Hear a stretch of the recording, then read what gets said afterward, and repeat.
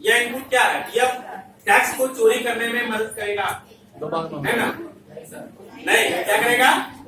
उसको रोकने में मदद करेगा। अगर कोई लोग चोरी करते हैं कि झूठा बिल दिखाते हैं या माल नहीं खरीद के दिखाते हैं कि हमने माल बेचा, कस्टमर से टैक्स लेना है, उस कंडीशन में वो फंस जाएंगे। मतलब आपने माल खरीदा नहीं है, आपने बिना बिल का माल खरीद लिया, अब गलती से आपने उसको बिल काट के बेच दिया ओरिजिनल बिल, तो आप वहीं फंस जाएंगे कि आपने टैक्स चोरी की है। समझ गए?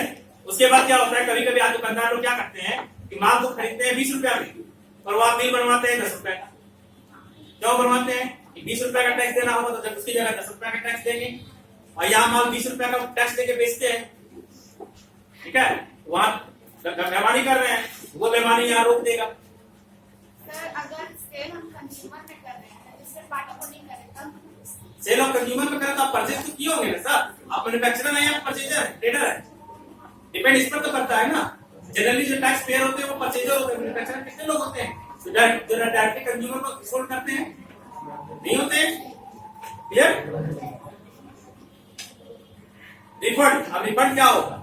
अगर आपने टैक्स ज्यादा दे दिया है या फिर अभी क्या हुआ, डीलर ने नहीं दिखाया टैक्स पे, आपको यहाँ टैक्स लग गया, तो वो पैसा रिफंड कैसे आएगा? रिफंड की प्रक्रिया एकदम सरल और ऑनलाइन होगी। आवेदन के 60 दिन के अंदर आपको रिफंड जारी कर दिया जाएगा। 60 दिन पर जारी नहीं होगा तो ब्याज मिलेगा, सरकार आपको ब्याज देगी अगर सरकार 60 दिन के अंदर आपको पैसा वापस नहीं करती। ठीक है, और निर्यात के मामले में 90% रिटर्न तुरंत मिलेगा।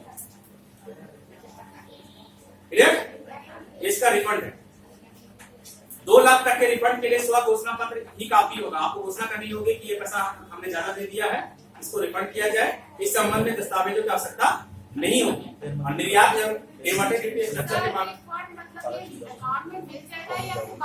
नहीं, अकाउंट में मिल जाएगा, एकदम अकाउंट से कटेगा और अकाउंट में मिलेगा।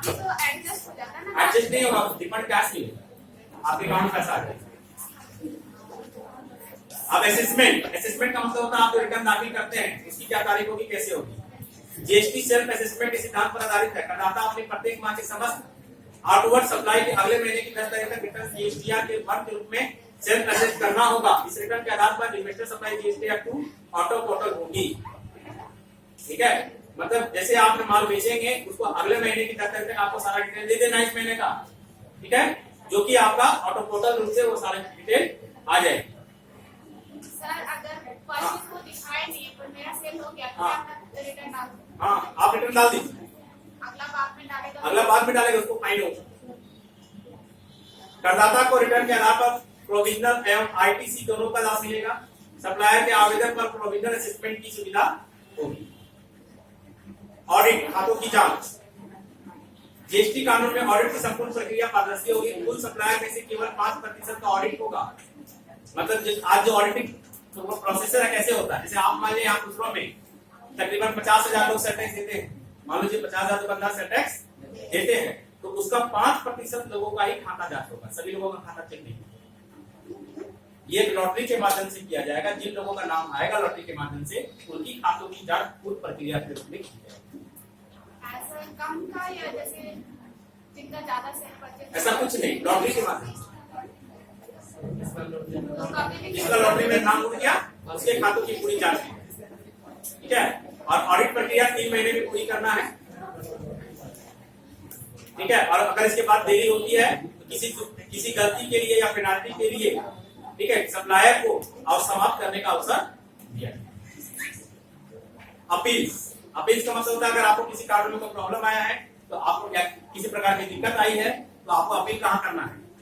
4 स्तर दिया गया। प्रथम अपील अधिकारी होंगे जो आपके ब्लॉक में जो सेल टैक्स विभाग में अधिकारी होते हैं उनको बोला जाता है प्रथम अपील। ठीक है, जीएसटी ट्रिब्यूनल्स में आप डायरेक्टली ऑनलाइन कर सकते हैं अपील।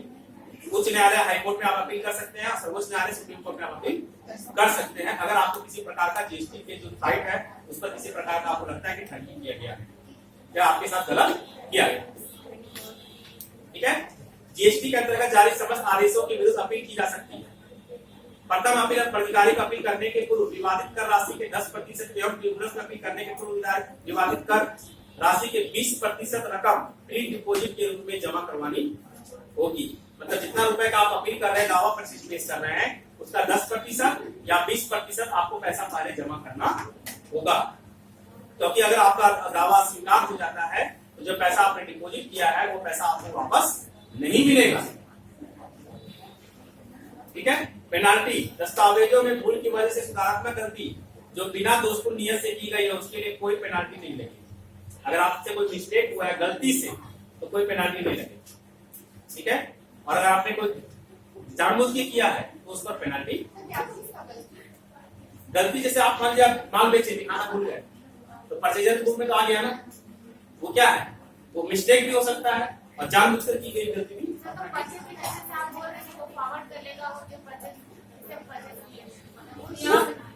अगर वो नहीं दिखाया तो वो जानबूझ की गलती मानेगी या मिस्टेक मानेगी? आपने माल बेचा, आपने जिससे खरीदा उसने डिटेल नहीं डाला तो गलती आपकी है या उसकी है? गलती उनकी है, तो वो गलती तो जानबूझ की गलती मानी जाएगी ना।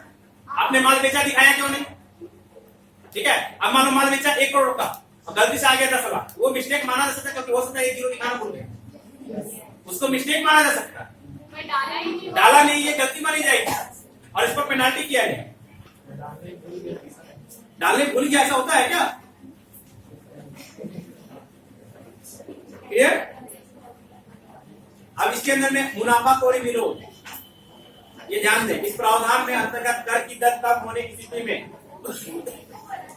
वस्तु एवं सेवाओं की कीमत में कमी आने या न आने की जांचा जाएगा। इससे व्यवसाय जगत में जीएसटी उत्पन्न होने वाले सभी लाभों पर उपभोक्ता हस्तांतरित करने के बाद उन्हें रिप्लेसन की रोकथाम करने में आम साधन है। मतलब क्या होता है कि आपने माल खरीदा 100 रुपया में, ठीक है, और आप क्या करते हैं कि जानबूझ के उसको दिखा देते हैं कि दाम गिर गया 70 में बेच, ऐसा होता है। आप वहां लॉस दिखाने, टैक्स कम लगा, टैक्स रिफंड मांग लिए, उल्टा आप कमाने का जरिया बहुत तो बना लिए। ऐसा नहीं होगा। जब पूरे इंडिया में एक रेट है तो बाजार रेट से उसकी जांच की जाएगी। ठीक है, कि वास्तविक रूप में उसका दाम गिरा है या नहीं गिरा। नहीं गिरा, आपने गिरा दिखाया तो आप पर पेनाल्टी क्या है। ये मुनाफाखोरी के लिए लोग करते हैं। करदाता के वर्तमान कर प्रणाली से जीएसटी प्रणाली सुचारू अंतरण को सुनिश्चित करने हेतु जीएसटी कानून में इसके लिए प्रावधान किए गए। ट्रांसफर करना है आपको सेंटेक्स से जीएसटी में, इसके लिए पूरा प्रावधान किया है।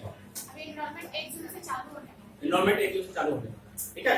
अगर आपके पास कुछ माल स्टॉक में है तो इनपुट टैक्स आईटीसी अवशेष माल की पर आईटीसी को जीएसटी आईटीसी में लिया जा सकेगा। अगर आपका स्टॉक माल बचा हुआ है तो आप चाहे तो जो आपको उस स्टॉक पर जो आपने टैक्स दिया हुआ है उस पर आप रिफंड ले सकते हैं बिना बेच। आपने टैक्स दिया नहीं इस करंट ईयर में, वो रिफंड आप ले सकते।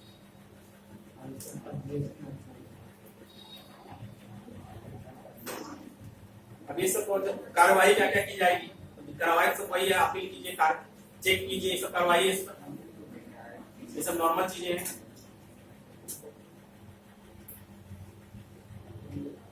चलिए ये सब जीएसटी में लिखा है। हाँ, अभी खत्म नहीं हुआ है। ये हुआ जीएसटी के बारे में जानकारी। अब यहाँ पर जीएसटी में किस चीज में कितना टैक्स लगा है इसके बारे में भी आप जान लीजिए।